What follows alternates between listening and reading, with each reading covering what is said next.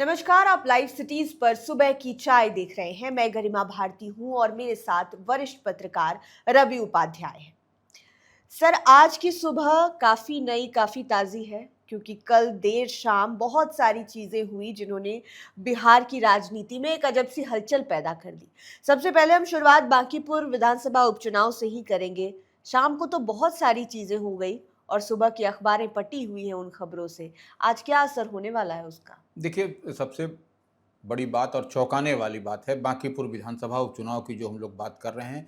प्रत्याशी जो है सो भारतीय जनता पार्टी जैसी पार्टी का अभिषेक बंटी की जगह नीरज कुमार सिन्हा को बना दिया गया है। हम्म। अब आपके जेहन में सवाल होगा या हमारे व्यूअर्स लाइव सीरीज के हैं उनके जेहन में सवाल है कि क्यों ऐसा हुआ कि अभिषेक बंटी क्या हो गया? अभिषेक पीछे बंटी हट ने गए। पीछे हट गए। नॉमिनेशन नामांकन सब हो गया था, उसके लिए प्रचार प्रसार भी शुरू हो चुका था। बजाबते मुख्यमंत्री से लेकर तमाम एनडीए के जो 5 पांडव जो कहे जाते हैं तमाम लोग मंच पर साझा करते हुए दिखाई पड़े थे उनके नॉमिनेशन के बाद अभिषेक बंटी के।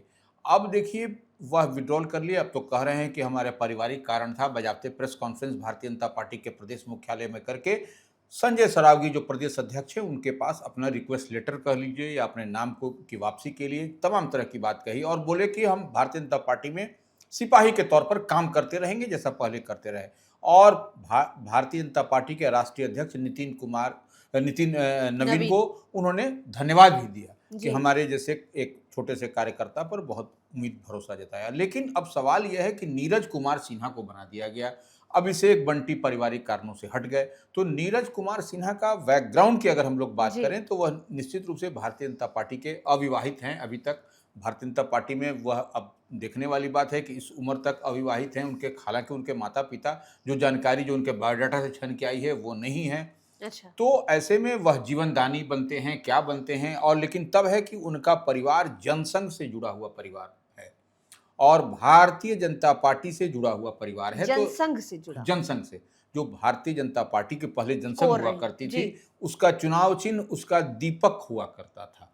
ये जनसंघ का समय का हम बीजेपी का बेस कह सकते हाँ, हैं। बीजेपी का बेस तो वो था। उस कालखंड से वह जुड़े हुए, उनके परिवार के लोग जुड़े हुए हैं। तो ये एक जुझारू हैं। अब निश्चित रूप से मीठापुर के रहने वाले हैं। पटना का मीठापुर जो पुराना इलाका माना जाता है पटना का, वहीं से वो रहते हैं, वहीं से वो काम करते हुए दिखाई पड़ते। अब जिला उपाध्यक्ष भी रहे, मंडल महामंत्री भी रहे।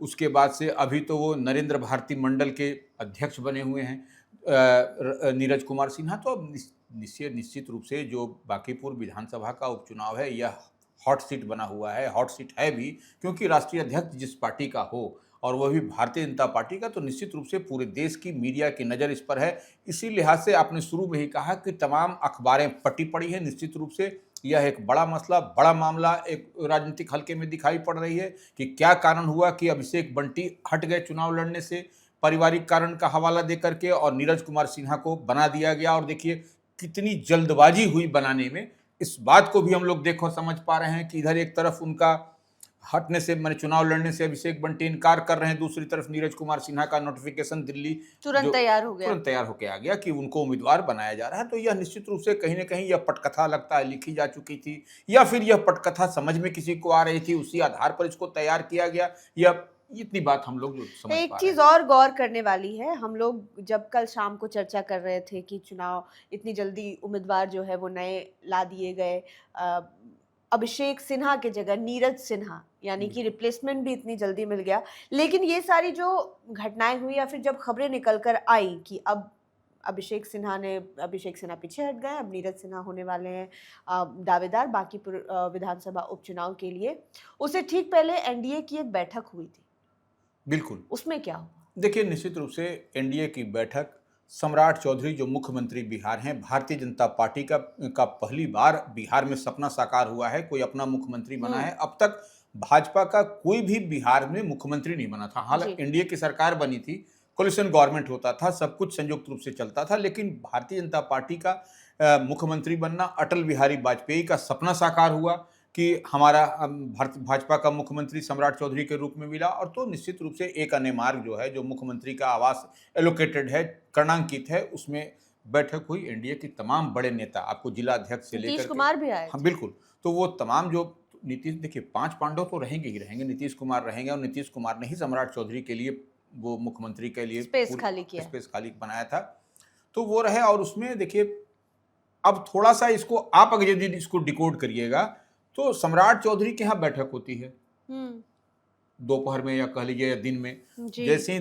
दिन ढलने के साथ ही यह एक रूपरेखा, जो हम पटकथा की बात कर रहे हैं, अभिषेक सिन्हा या अभिषेक बंटी का इधर से चुनाव से इनकार करना, नीरज कुमार सिन्हा का उम्मीदवार बनाना, तो क्या कुछ यह एनडीए की बैठक इसी दिन इसी समय यह क्या कुछ कहता है, यह कुछ भी इशारा करता है। कहीं ना कहीं अंदर खाने में कोई बात थी, क्योंकि सम्राट चौधरी खुद जो है सो अभिषेक सिन्हा के नामांकन के बाद जो सभा हुई थी उसमें मौजूद थे, मंच पर तमाम बड़े नेताओं के साथ वह भी मौजूद थे। तो ऐसे में कुछ न कुछ तो है। हालांकि देखिए, यह कहा जा रहा है कि सम्राट चौधरी की जो सरकार है या डबल इंजन की सरकार है, केंद्र और बिहार सरकार की जो योजनाएं हैं जो आम आवाम को लाभान्वित करने वाली, उसका कार्यान्वयन किस तरीके से हो रहा है, कैसे हो, उस पर फीडबैक लिया गया और आम आवाम तक इस बात को लाउड एंड क्लियर मैसेज देने के लिए यह बैठक हुई थी। लेकिन यह बैठक के कई सारे पहलू भी हम लोग, हाँ बिल्कुल, तो ये तो बैठक में बैठने वाले लोगों को बेहतर पता होगा कि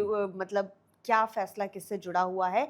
एक और चीज बहुत बड़ी हुई बिहार में कि जेडीयू के संगठनात्मक जो स्ट्रक्चर है उसमें बदलाव हुआ। कई लोग बहुत नाराज भी हैं कि उनके नाम नहीं है, कई लोग खुशी मना रहे हैं।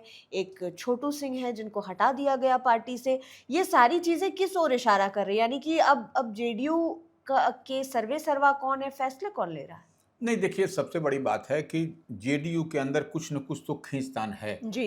अब ये खींचतान कैसे है कि आपने देखा कि जो स्ट्रक्चरल ढांचे की बात कर रही है, संगठनात्मक ढांचे की जो बात हो रही है, उसमें जो महासचिव हैं, उपाध्यक्ष हैं या प्रवक्ता हैं, कई ऐसे प्रवक्ताओं की छुट्टी कर दी गई है।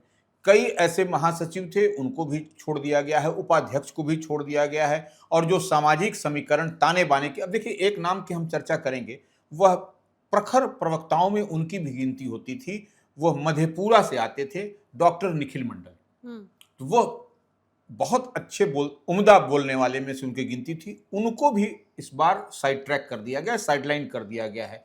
तो वो एक तो बात समझ में आती है। और देखिए, कोसी प्रमंडल की यदि हम चर्चा करें तो हर बार आपको जेडीयू का जो प्रदेश जो कमेटी बनती थी उसमें कोसी प्रमंडल से हमेशा आपको 4-6 चेहरे दिखाई पड़ते थे। लेकिन इस बार कोसी प्रमंडल से शून्य चेहरे हैं।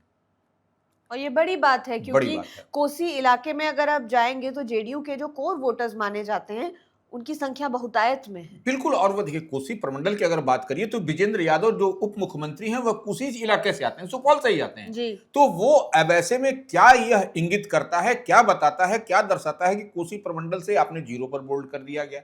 कहा तो यह भी जा रहा है कि नरेंद्र मोदी कैबिनेट में एक बड़े नेता हैं जेडीयू के, उनके भी करीबियों को साइडलाइन कर दिया गया।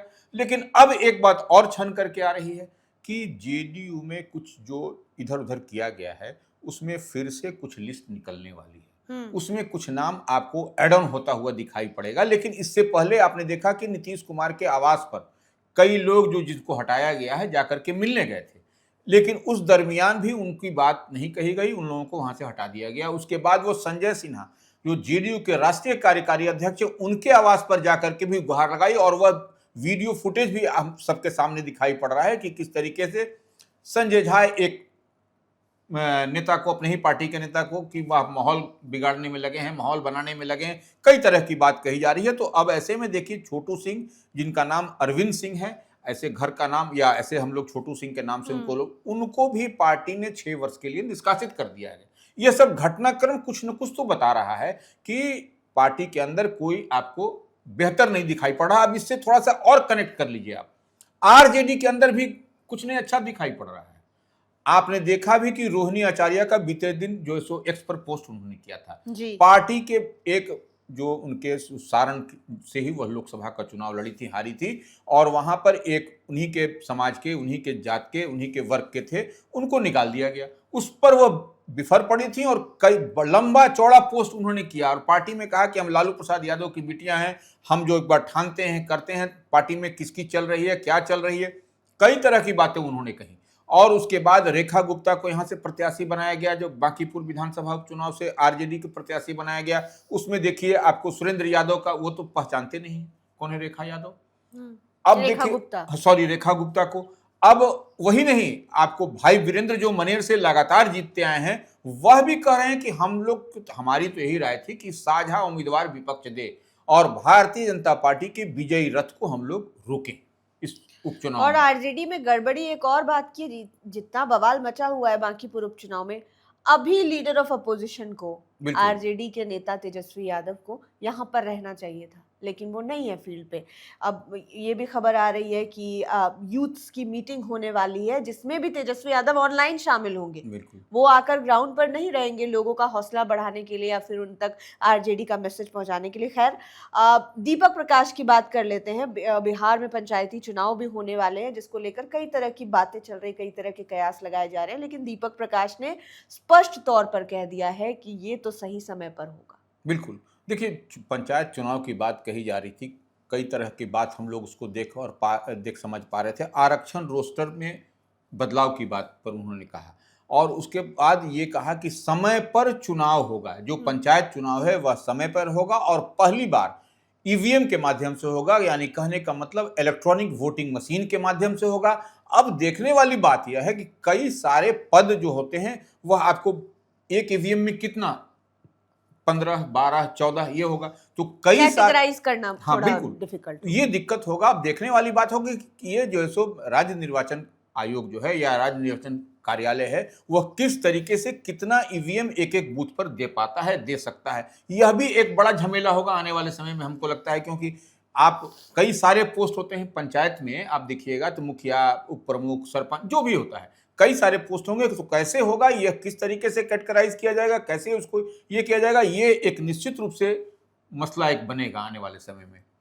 तो बिल्कुल बिहार की राजनीति में तो बवाल मचा ही हुआ है। दूसरी ओर लोग परेशान थे सर कि बारिश नहीं हो रही है, और जब जब बारिश हो रही है तो बिहार के जो सीमावर्ती इलाके हैं जो नेपाल से लगते हैं और कोशी सीमांचल का एरिया है, वहां पर लोग काफी परेशान हैं क्योंकि कटाव का खतरा ज्यादा बढ़ गया है। कई इलाकों में स्कूलों तक में पानी भर गया है। तो आप लोगों को इस बरसात के मौसम में सावधान रहने की जरूरत है क्योंकि मानसून देर से आया है, लेकिन कई इलाकों में मानसून जो है वो खतरे की घंटी लेकर भी आ सकता है। दिन भर हम आपको तमाम खबरों से रूबरू रखेंगे। बहुत बहुत शुक्रिया सर, बहुत बहुत धन्यवाद हमारे साथ जुड़ने के लिए। आप लाइव सिटीज के साथ बने रहें। इस वीडियो को यूट्यूब पर देख रहे हैं तो चैनल को सब्सक्राइब करें, फेसबुक पेज लाइक करें। आप हमें हमारे सोशल मीडिया हैंडल्स पर भी फॉलो कर सकते हैं। धन्यवाद।